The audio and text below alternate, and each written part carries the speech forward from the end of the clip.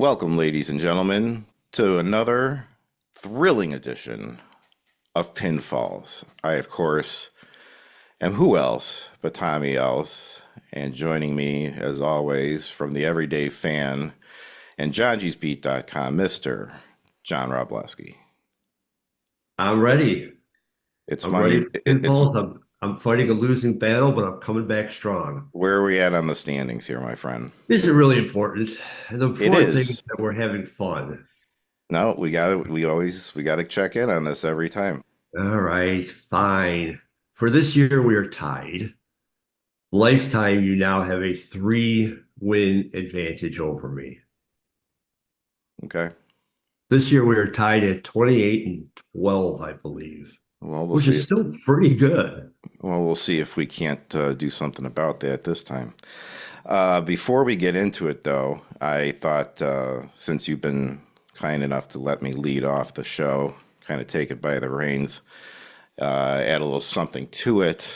And so I have brought someone else in here today to weigh in with their predictions as well. I thought there might be a surprise guest. You got Trish Stratus. No, Oh, dear God. yes, it's your good buddy. It is the one. Well, if we It can't have is. Chris It Stratus, is. I guess It we're is. happy to have the Wonder Boy. It is the one and the only The Scott infamous. How Wonder are you, Boy Wonder Boy? Steiner. Morning. It's good to see you, buddy. It's good to see you. And we're This, anxious to hear your picks, see how you do I've, against this clown I've and me. I've got tons of them. So it's like it looks like Got more picks than we have actual matches. I don't know how that happens. It looks like Bray Wyatt just walked in the room here or something. This guy with the hair and the beard and everything here. How long is that hair? It's got to be what, 3 feet? I don't know. It's pretty long. I haven't cut it since 2017, Oh 2016, something like dear, that. jeez. How Yeah. I was trying to do the math for those who are not familiar who are watching us. Scott is a very old friend of ours back in our old wrestling days. But we met you. How I was trying to figure this out. How old were you when we met you? Were you 14, 15, 13? Maybe right around 14 or 15. Right How around Yeah, old there, would it be? Like maybe. 2011? yeah. It would have been I 2011, 2012. Yeah. I know my first show was the first Sam Thompson tribute show when we So had the tournament. that was 2013. That was like one of the first shows of 2013. Okay. Okay. All So right, 11 years long. ago. Yeah, So, man. and what are you now? 27? Yeah, 27. Can you believe this guy's 27? It And seemed back, like we knew him before, he was younger than 17, though. I know. And back when we were all working in Resistance Pro together, there was a time where the three of us specifically were running around basically managing the shows. You know, I mean, like making sure the music's all set, all the guys are all set in the back. You know, getting the props ready, getting the ring Running to ready. a You know, hardware store for some we weird Yeah. thing yes, yeah, in had to Summit, Illinois. go to the hardware store to pick up stuff to make deathmatch weapons and things like that, Which wrapping still wasn't even used. barbed wire around bats and stuff like that. So we were a team. We were a team, and these guys were both very hard workers and of huge help to the whole company. So, We had a lot of fun too, though. Oh but yeah, it's tons of fun. but Scotty reached out this week and he said, "Hey man," he's like, "You guys doing pinfalls?" And I was like, "Yeah." And I said, "Why, you want to come on?" And he was all about it. So here we are. Bring it Let's on, get man. let's get into it. Let me just pull up the old card here and Scotty, you should know we are 28. Tommy and I are tied this year at 28 and 12. Okay. Pretty but impressive record. So we'll see what you but do in this. Okay. that's for this year. However, lifetime. Lifetime, he's got 3 wins.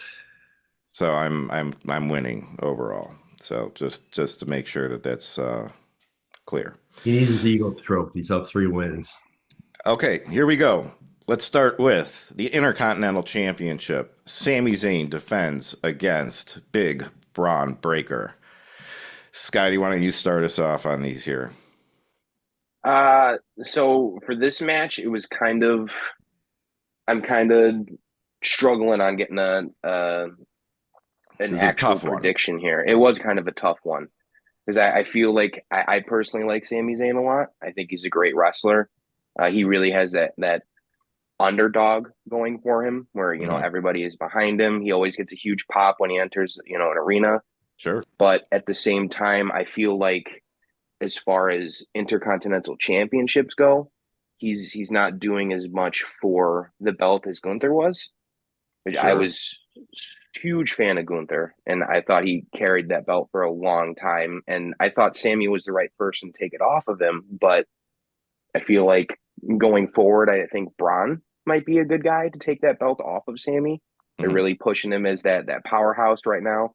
He's got that dog in him. So I'm gonna go with Braun on that one. I think he's a good guy to take the belt off of him and go for a nice heel run for a All while. right. Right on. All right. So I agree with everything that you said. I think that I mean I too big fan of Gunther and his run with the IC title. It was he did exactly what he said, and that was brought prestige to that title.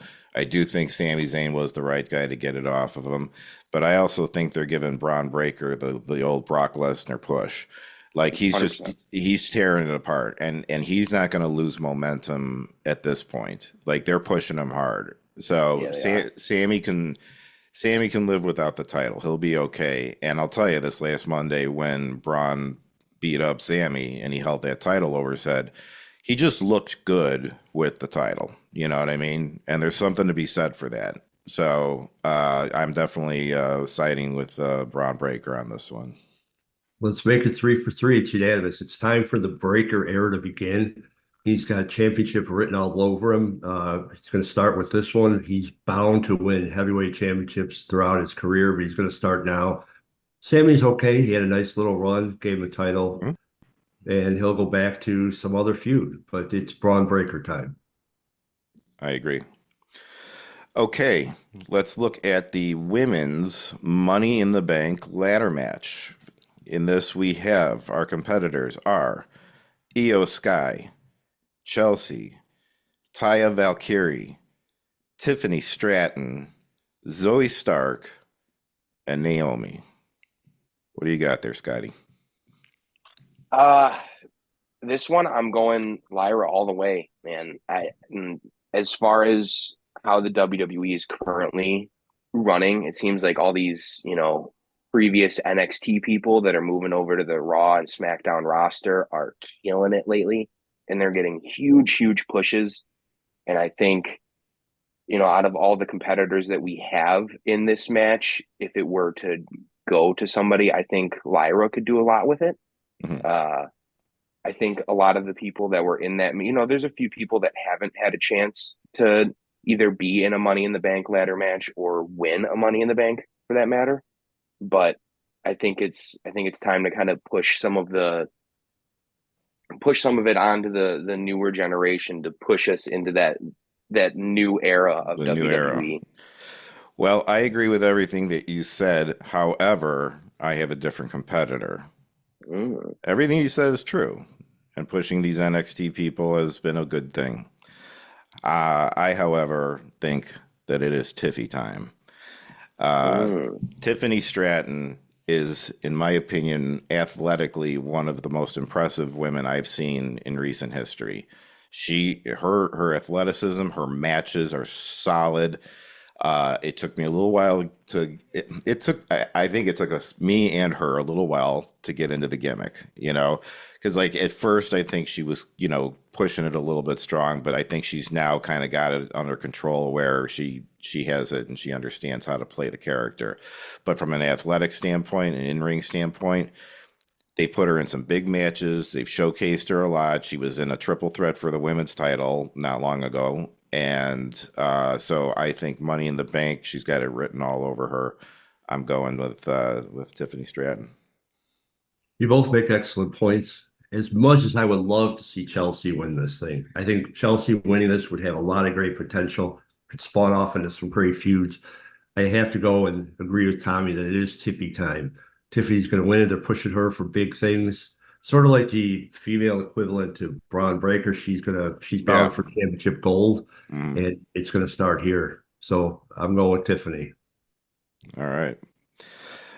Well, then we may as well talk men's Money in the Bank ladder match, in which we will see Jey Uso, Carmelo Hayes, Drew McIntyre, Andrade, Chad Gable, and LA Knight. Yeah. Yeah. As much as I'd want to go for my boy LA Knight, Let me talk to you. I don't think they're going to hand it to him, man. I love LA Knight. I think every time he comes out, he gets a pop. He can work a crowd. He can work a match. But I don't see, at least at the moment, giving it to him. He seems to have like a little bit of a drawback recently as far as push is concerned.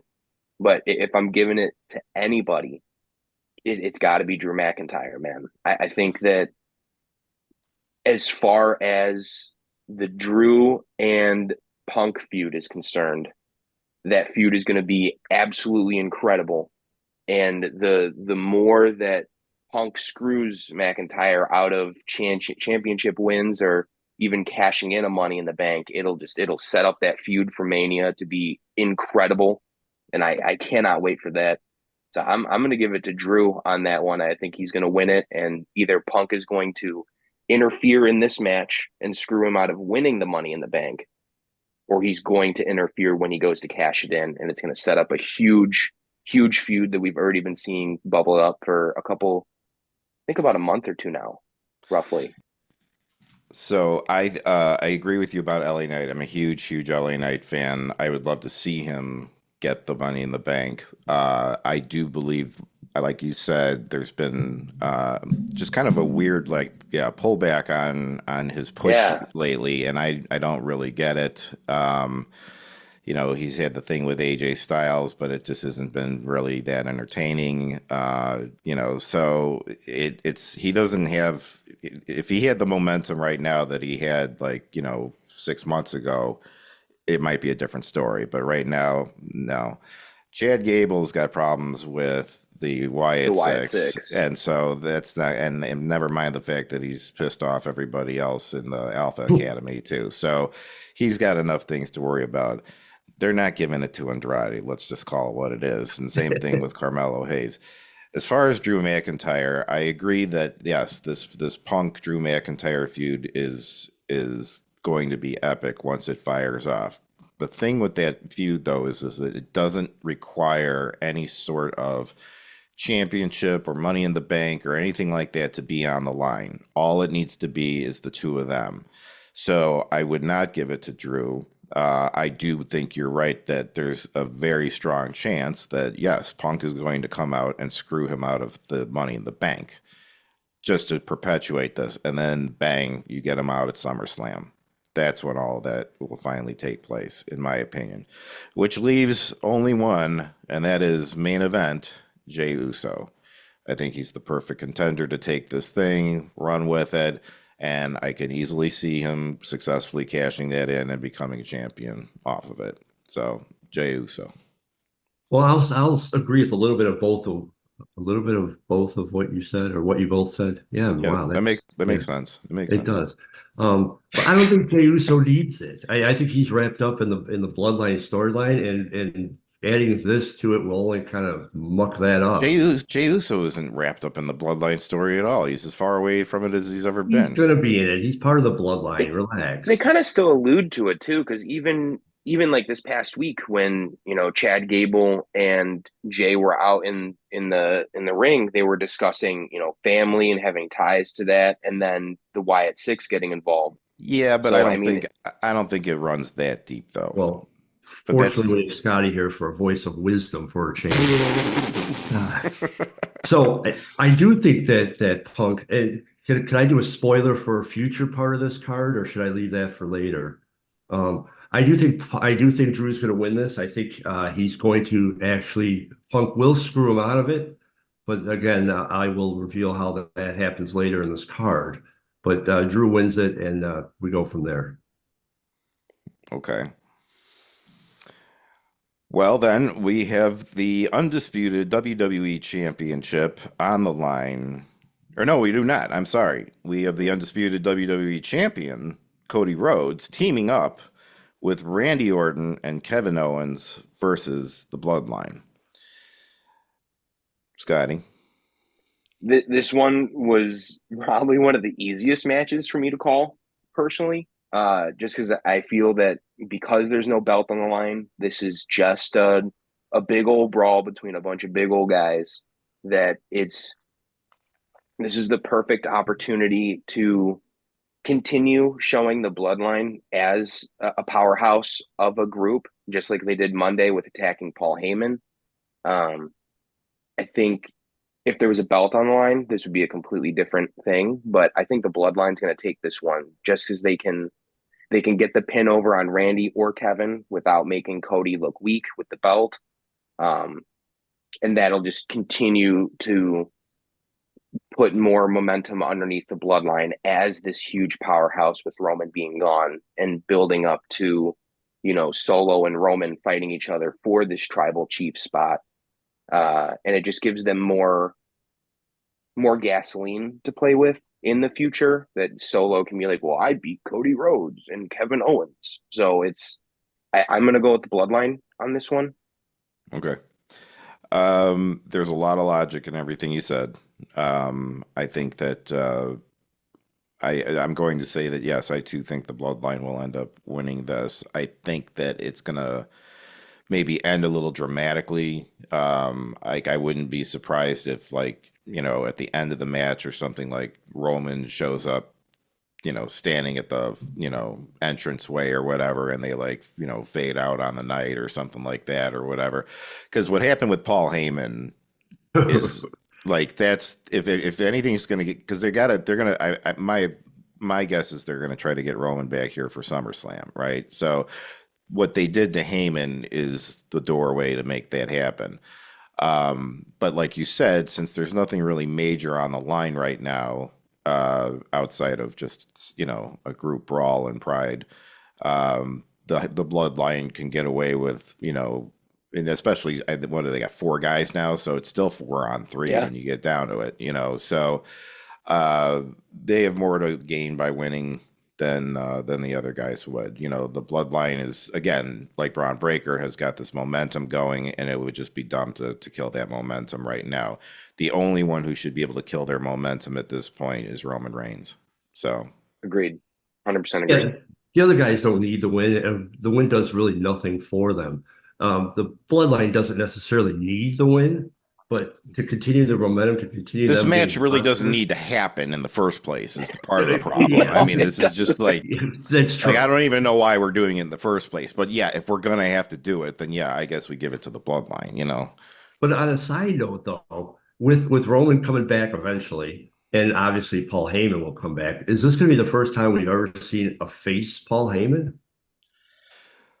That's an interesting way to look at it. Yeah. I mean, if you have to, yeah, I mean, in this situation, it would be putting him in a face situation, and the best that I can remember, yeah, pretty much. I can't think And of a even going time. back to the Dangerously days. Yeah, no, I don't ever remember. I mean, it'll be short-lived, of course, but you're right. This could be a historic time where he's actually considered to be the good guy. And That it's crowd, going to blow that the crowd roof was off. that crowd was not happy to see him get his ass kicked by the No, they Bloodline. were not. They were not I happy thought to it was see that. incredible. Yeah. I was Yeah. pulling a Tommy Else and I was yelling, incredible, unbelievable. Unbelievable. But didn't This we guy. also get a segment with Paul Heyman and Punk a couple weeks ago? Yeah, but I don't really hold much significance to that Well, or it could I be don't part hold of too this whole much to picture. it, but Yeah. Okay, here we go. And I think I know where John's going with this whole thing here. But our world heavyweight champion, Damian Priest, will be defending his title from the man that he won it against at WrestleMania, Seth freaking Rollins. Scotty. this was by far the toughest match for me to predict, by far. Um, I think I'm going to go with Seth Rollins on this one for a couple of reasons. Okay, Um, what do you got? Now, Seth did just come back from a brief hiatus after Mania, but he's always got a huge pop, so it's not like he isn't someone that isn't over. But I think this is all going to really pivot off of the Judgment Day in this match. It's going to come down to if Finn Balor comes out and assists, and then it pisses off Damian Priest, who's been kind of wanting to do things on his own, and dial back from having so much Judgment Day interference, which I could see, Finn Balor getting involved, Damian getting pissed off, and then Seth Rollins capitalizing on that. But I can also see the Money in the Bank getting cashed in the same night that it's won, which has happened before. So Well, I think that's where John's going with this and Drew I think McIntyre. so. But Yeah. if he cashes in that night, man, it's without a doubt Punk's going to show up.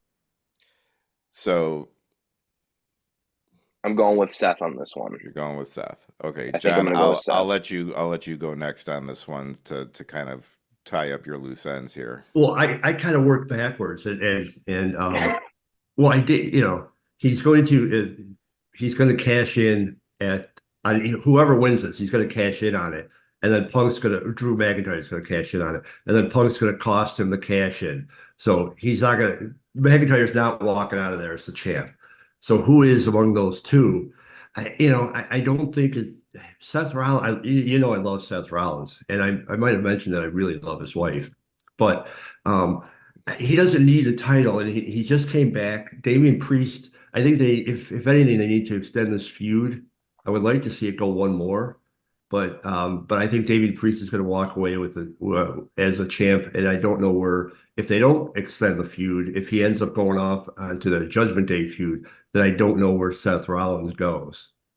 But either way, he's going home without the title. Okay. So I like the idea of Drew McIntyre having one going to cash it in and then Punk screwing him, because that screwing him out of that means more than just screwing him out of the Money in the Bank contest. So I do like the level of severity that brings. Um, there's no going back and changing your answers or anything. So, but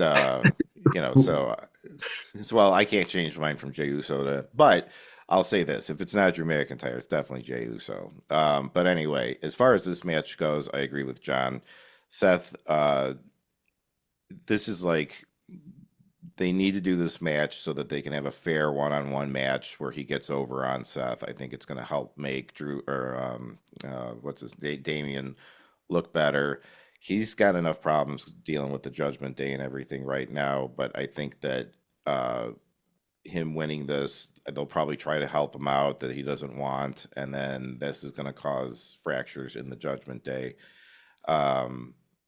And plus, there is this stipulation where if Seth doesn't win, he can no longer contend for this title, which does leave the question, where do you go with Seth Rollins after this, especially as we're heading into SummerSlam. But that remains to be seen. But end of the day, I'm going with Damian Priest walking out with the title. No, he can't challenge. He can't challenge Priest for the title, or he can't challenge for the Yeah, title. he can't challenge Damian Priest again for the title while Damian Priest is holding it during that So run. that's not like a lifetime sentence. No, but I mean, let's say Priest loses the title at SummerSlam for some reason, which would be to Gunther. It's still going to take him a couple of months to get, back in the line and everything and get back out there. And plus, I also think that Seth Rollins has had, he held that title very prestigiously for a very long time. I think it's time that we rotate it around to some different guys too. I mean, I'm sure we all love Seth Rollins and everything, but he doesn't need to be the champ 24/7 all year long. We went through all that crap with, Roman Reigns when we saw how that turned out. One of the few people who was able to hold a title for such a long time and keep it interesting was Gunther. I never got tired of Gunther being the Intercontinental title or championship. I never thought like, all right, enough of Gunther. We got to move it on to him. I was like, no, he's killing it. Keep going, you know. So, but it's rare. And Rollins did a great job with the title, and the way that he lost it worked. I mean, like everything, you know, they did. It was a good story that they told in that title run. But I think we're done with it for now, you know. So. But do you feel that Damian is holding that title to the level that it could be at? No, Well, no, but I mean, everybody's first title run is a little rough. You know, you don't. That's true. It's an interesting position to be put in. Um, it is a different responsibility, and you do have to carry yourself a different way. Your promos have to be delivered a different way. You have to exude a certain level of responsibility that you deserve that title that you're wearing. You have to really be able to sell that you honestly believe this, because if you don't, no one else will. So I don't think he's quite there yet, but that's just practice. It's just time. That's why you win the title a few times. That's why people say, well, like his third title run was just the best or whatever. I mean, you think about and even beyond titles, when people reinvent themselves, like Jericho and stuff like that. It's like you'll look back at certain eras and be like, he was great during that. But title reigns work the same way, and sometimes it just takes a few to get, and plus to also convince the crowd so that they believe it. So by the time you get it like that second or third time, they're totally on board. Sometimes the first one can be hard to sell. but a longer reign against a bunch of different opponents, each having good matches, also builds to that Yeah. reputation and his championship caliber. Yeah. So, I mean, he's had it since April, we'll see what happens at SummerSlam. And then if he makes it past SummerSlam, he'll probably make it to at least Survivor Series from there. So I don't know that he's going to go like a year or anything like that. And I don't think that he should, but we'll find out. So, all right, guys. Well, thank you, Scotty, for joining us and being here Thank you, with us Scotty. today. It was a Of pleasure. course. Thank you for having me. It's I always good to appreciate it. it's always good to see you there, brother. Looking Yeah, good to good, see my you friend. too. Hey, thank you. Well, for Pinfalls and the everyday fan, I have been who else but Tommy else, joined by Scott, the Wonder Boy Steiner, and the man on the beat from johngysbeat.com, Mr. Jonathan Francis Wroblewski.